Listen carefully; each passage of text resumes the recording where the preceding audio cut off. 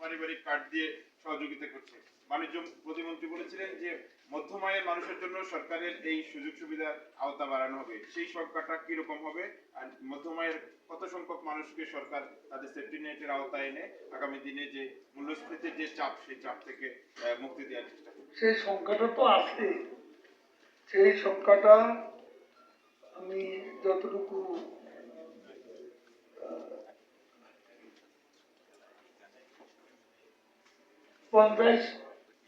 পঞ্চাশ লক্ষ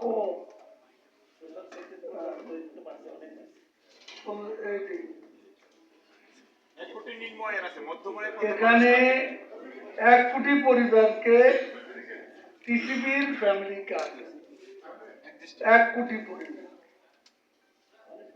প্রতি মাসে 2 লিটার সোয়াবিন তেল, 2 কেজি মসুর ডাল, 1 কেজি চিনি এবং খাদ্য অধিদপ্তরের মাধ্যমে 30 টাকা দরে 5 কেজি চাল বিক্রি করা হচ্ছে।